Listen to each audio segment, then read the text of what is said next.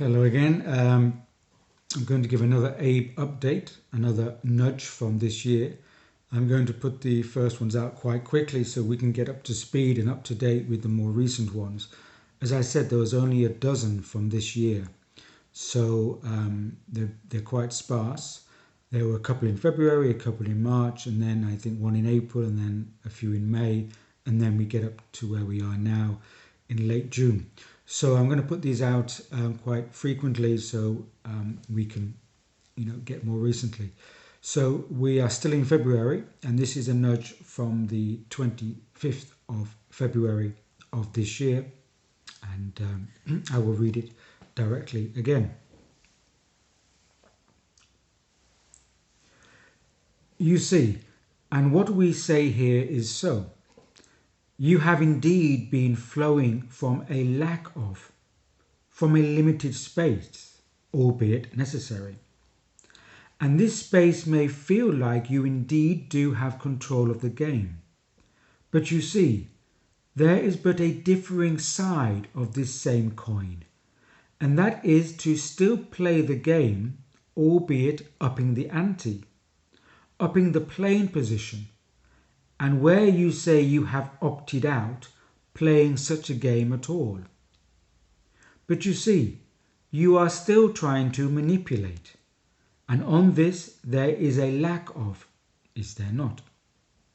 Now, what we do indeed say here, and with great reverence for your points of place, is that to really not play is to really play it well. Not direct or manipulate, not to be thrown around as though you are in an energetic whirlwind. No, but you see, to allow more of. And you see, that is emanating in and through yourselves. Do not mock the ones who indeed have not seen the gameplay of it at all, for you see, they are indeed playing the part. It is all part of the play, is it not? Do not feel you have to remove obstacles in and outside of yourselves, for you will waste an entire play. By allowing them to be and simply stepping and relating, you will see that the obstacles do indeed remove themselves. They do not have the same play. With much relational continuance now, ABE. So here what ABE is saying is that we've been flowing, we've been behaving from a place of lack, from limited space. And from this limited space, we feel we have a control of the game. But we don't.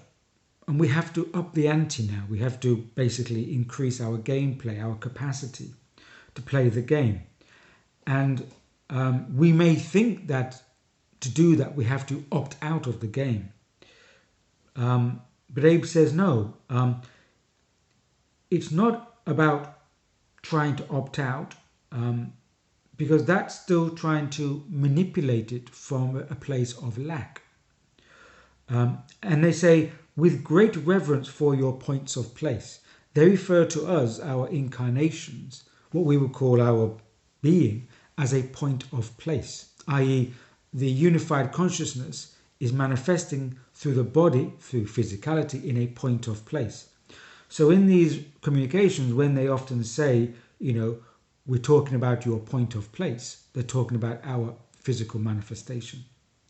So they say, with reverence for our point of place, our physical manifestation, the point is to, by not playing it, the point is to really play it well, which means that all life is a game. It's very difficult to opt out of it unless we choose to leave our physical life, our physical incarnation. So we're always going to be in the game. We cannot really opt out of life, as I said, unless we, finish our incarnation. So the point is we have to play it well. We have to play the game.